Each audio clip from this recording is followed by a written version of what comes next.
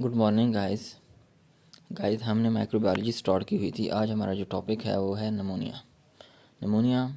पहले हम इसकी डेफिनेशन, इसकी फिर कुछ क्लासिफिकेशन होंगी, हम उसको डिस्कस करेंगे।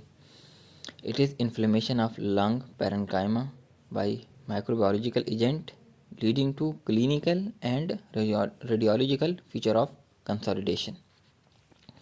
अब टर्म कंसोलिडेशन आए तो consolidation mean presence of inflammatory fluid in lungs. Parenchymal की इन्फ्लेमेशन है किसकी वजह से? माइक्रोबायोलॉजिकल एजेंट, कोई भी बैक्टीरिया हो सकता है उसकी वजह से, कोई भी वायरस हो सकता है, कोई भी फंगल हो सकता है, पैरासाइट हो सकता है, उसकी वजह से क्या हो जाएगा? पैरेन्काइमल इन्फ्लेमेशन होगी लीडिंग टू क्लिनिकल, हमें साथ क्लिनिकल भी और रेडियोलॉजिकल भी फीचर नज़र आने चाहिए ऑफ कंसोलिडेशन उस फ्लूइड के, इन्फ्लेमेटरी फ्लूइड के। क्लिनिकल कौन कौन से हो सकते हैं कि हमें पेशेंट कंप्लेन करेगा कफ, फीवर की, डिस्निया की, और रेडियोलॉजिकल मीन एक्सरे के ऊपर भी हमें वो कंसोलिडेशन शो हो रही हो, इसको हम क्या नाम देते हैं? निमोनिया। एटियोलॉजिकल क्लासिफिकेशन में बैक्टीरियल हो सकती हैं, वायरल हो सकती हैं, फंगल हो सकती हैं और पैरासाइट्स हो सकती हैं। बैक्टीरिया के अंदर सबसे मेन जो कॉमन है pneumococcus, H influenza, staphylococcus, pseudomonas, klebsiella, legionella, mycoplasma, chlamydia, coxiella and TB, ये सारे आ जाते हैं बैक्टीरिया के अंदर। वायरस के अंदर जो मोस्ट कॉमन है इन्फ्लुएंजा वायरस। एच इन्फ्लुएंजा और इन्फ्लुएंजा वायरस दो अलग चीज़ें। H influenza is the bacteria और influenza virus is virus. Parainfluenza, corona virus, उसके बाद रेस्पिरेटरी सिंसिशियल वायरस। उसके अलावा हमारे पास कुछ आ जाते हैं chicken pox, measles, Epstein Barr virus, cytomegalo virus, echo virus, HIV virus, ये सारे हमारे पास वायरल आ सकते हैं। फिर हमारे पास आ जाते हैं फंगल और पैरासाइट। उनके अंदर नमूनिया कॉज कर सकते हैं जो पेशेंट ऑलरेडी इम्यूनो कम्प्रोमाइज हो। फंगल के अंदर सबसे जो मोस्ट कॉमन है अस्परजिलोसिस, क्रिप्टोकोकस, हिस्टोप्लाज्मा, ब्लास्टोमाइकोसिस, कैंडिडा और म्यूकोरमाइकोसिस, ब्लैक फंगस। म्यूकोरमाइकोसिस को क्या नाम देते हैं? Black fungus. It is a complication of steroid use ज़्यादा करोगे ना उसकी वजह से ये म्यूकोरमाइकोसिस ब्लैक फंगल हो जाएगा, उसकी वजह से निमोनिया हो सकता है। फिर आ जाते हैं पैरासाइट जो है वो भी इम्यूनो कम्प्रोमाइज पेशेंट के अंदर है। इसके अंदर जो मेन कॉमन है निमोसिस्टिक जिरोवेसी, PCJ। फंगल के अंदर कौन सा कॉमन है? एस्परजिलोसिस। और पैरासाइट के अंदर कौन सा है? निमोसिस्टिक जिरोवेसी। उसके बाद अमीबिक हो गया, और अमीबिक लंग एब्सेस कॉज, जो अमीबियासिस जो है क्या कॉज करेगा? अमीबिक लंग एब्सेस कॉज करेगा। इसके बाद फिर लंग एब्सेस भी कॉज कर सकता है, इंटेस्टाइनल इन्फेक्शन भी कॉज कर सकता है, मुख्तलिफ कॉज कर सकते हैं लंग। तो हमने सिर्फ दो जो मेन है ना उनको सही ज़्यादा ध्यान में रखना। पैरासाइट के अंदर निमोसिस्टिक जिरोवेसी और फंगल के अंदर एस्परजिलोसिस, वायरल के अंदर इन्फ्लुएंजा और बैक्टीरिया के अंदर निमोकोकस। ये हमारे पास हो गई इटियोलॉजिकल क्लासिफिकेशन। फिर हमारे पास क्लासिफिकेशन आती है according to mode of transmission, किस ज़रिए से ट्रांसमिशन हो रही है। उनमें है community acquired pneumonia, hospital acquired pneumonia, aspiration pneumonia या pneumonia in immunocompromised. Community acquired pneumonia में मतलब आपके गली मोहल्ले से हो गया, आपके किसी दोस्त फ्रेंड हॉस्टल में वहाँ से आपको हो गया, उसको हम क्या नाम देते हैं? Community acquired नमूनिया।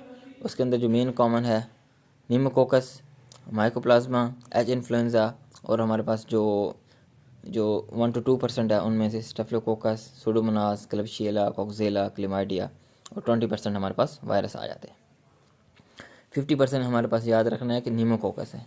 और यही वायरस जो है ना बैक्टीरिया जो है ना ये इटियोलॉजी भी नमूनिया में कॉमन है, और कम्युनिटी एक्वायर्ड में भी ये सबसे ज़्यादा कॉमन है।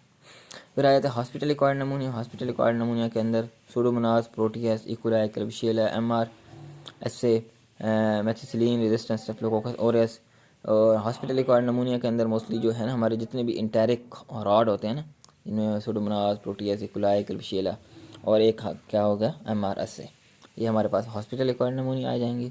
फिर आ जाते हैं एस्पायरेशन नमूनिया। एस्पायरेशन नमूनिया उस वक्त तक होता है जब तक मोर देन 50 ml फ्लूइड हमारे लंग के अंदर जाए और pH कितनी हो? एसिडिक हो, लेस देन 2.5, गैस्ट्रिक जूस की तरह।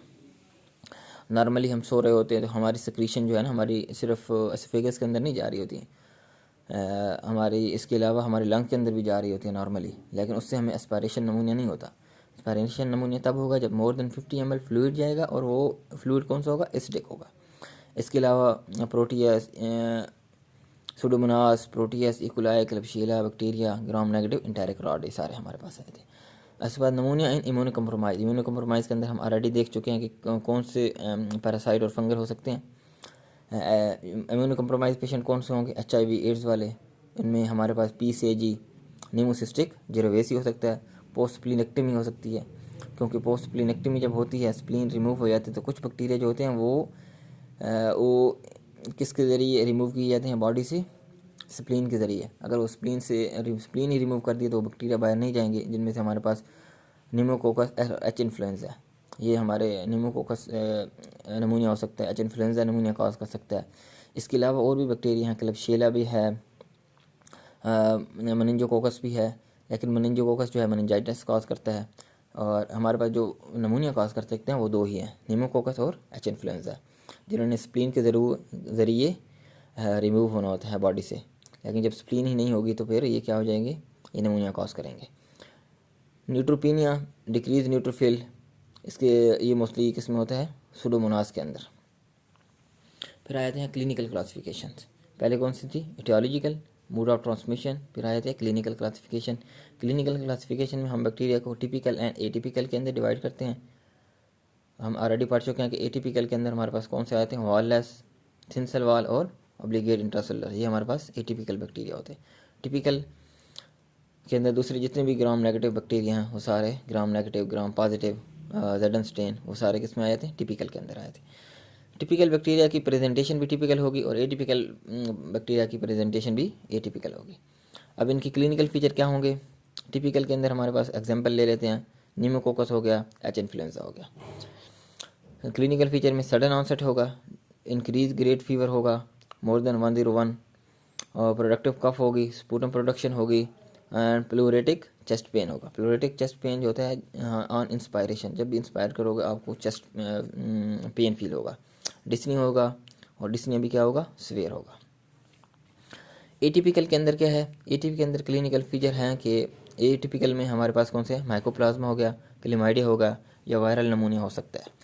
इसकी प्रेजेंटेशन में क्लिनिकल फीचर में क्या होगा, इंसीडियस ऑनसेट, स्लो ऑनसेट, वो क्या है, सडन ऑनसेट, या इंसीडियस ऑनसेट। वहाँ हाई ग्रेड फीवर है, यहाँ लो ग्रेड फीवर है। यहाँ क्या है, degree of lung involvement does not correlate clinically.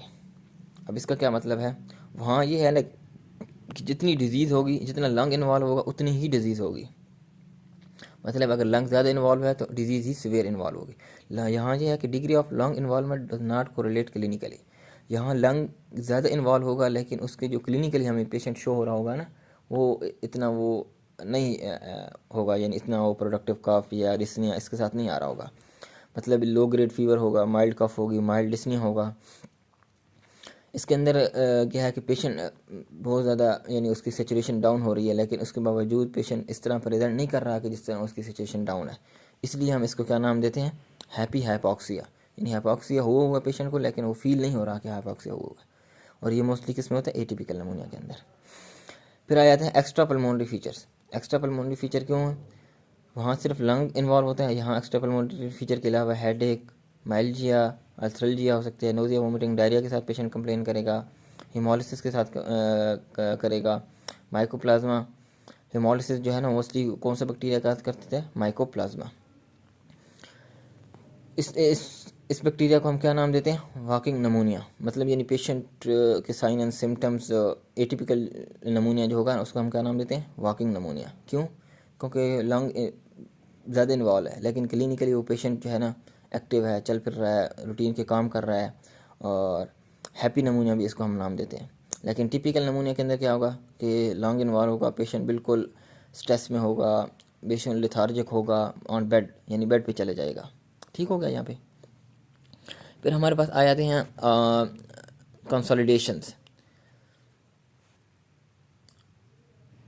फिर जब हम उसको अस्कल्टेट करेंगे ना पेशेंट को स्टेथोस्कोप के ज़रिए, तो हमें क्या नज़र आएंगी, ब्रोकियल ब्रीथिंग नज़र आएंगी और कोर्स क्रेपिटेशंस नज़र आएंगी ऑन एग्जामिनेशन पे। ये दोनों क्या है हमारे पास, hard sign of consolidation. Consolidation हम ऑलरेडी पढ़ चुके हैं कि इन्फ्लेमेटरी फ्लूइड इन लंग्स। जब हम उसको अस्कल्टेट करेंगे, स्ट्रेस से देखेंगे, सुनेंगे, तो हम उसको कि हमें किस तरह नजर आएगी, ब्रोंकियल ब्रीदिंग होगी और कोर्स क्रेपिटेशंस होंगे।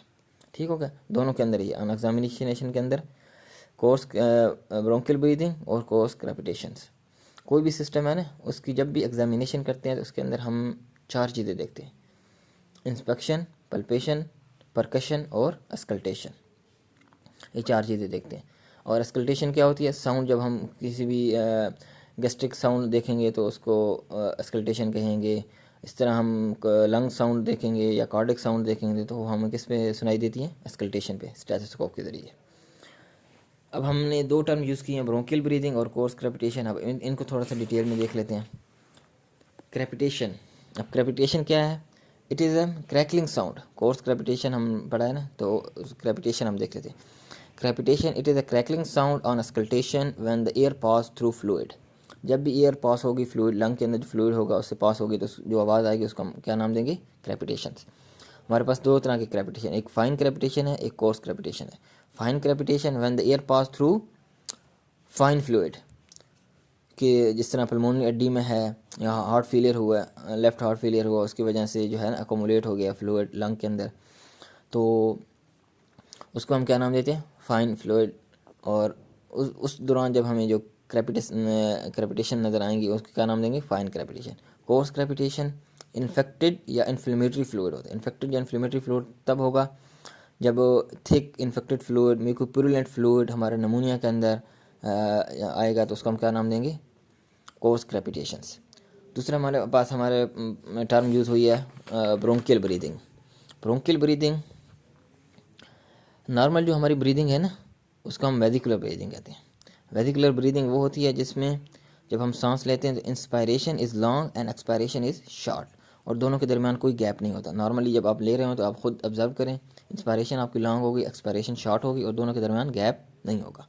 लेकिन ब्रोंकियल ब्रीदिंग वो होती है जिसमें इंस्पायरेशन और expiration are equally with gap, और इनके दरमियान क्या होता है, गैप होता है। इसके अंदर 3 सी होते हैं ब्रोंकियल ब्रीदिंग के अंदर, या तो कंसोलिडेशन होगी, इन्फ्लेमेटरी फ्लूइड होगा, या फिर कैविटेशन होगी जिस तरह टीबी के अंदर होता है, या फिर कोलैप्स हो जाएगा जिस तरह टीबी या ट्यूमर के अंदर हो सकता है।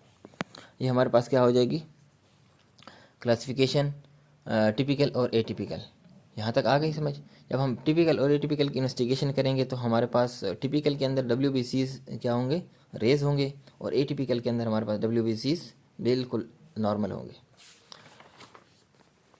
फिर आ जाता है radiological classification. Radiological classification, x-ray के ऊपर हम क्या देखेंगे, लोबार नमूनिया और broncho pneumonia. Lobar pneumonia when the consolidation is confined to 1 lobe of lungs.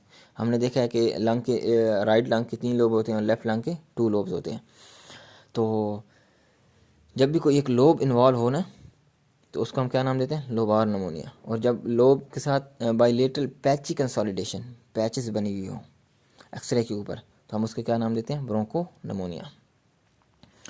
और लोबार नमूनिया हमारे पास कहाँ पे होगा, मोस्टली टिपिकल बैक्टीरिया के अंदर होगा, ऑलवेज भी typical, and broncho pneumonia typical और एटिपिकल दोनों के अंदर होगा। फिर आया था अकॉर्डिंग टू सेवेरिटी क्लासिफिकेशन। अच्छा, सेवेरिटी क्लासिफिकेशन में हमने पैरामीटर एक टर्म यूज होती है, कर्व 65। किसी भी नमूनिया की सेवेरिटी को चेक करने के लिए ना, को स्वेयर है, माइल्ड है, मॉडरेट है, या फिर स्वेयर है, तो उसके अंदर हमारे पास कर्व 65, सी से कन्फ्यूजन, यू से यूरिया, आर से रेस्पिरेटरी रेट, और बी से blood pressure, systolic blood pressure इसके अंदर होता है, और 65 से एज हम इसको देखते हैं। ये हम अगले लेक्चर के अंदर सेवेरिटी जो है ना इसको डिस्कस करेंगे।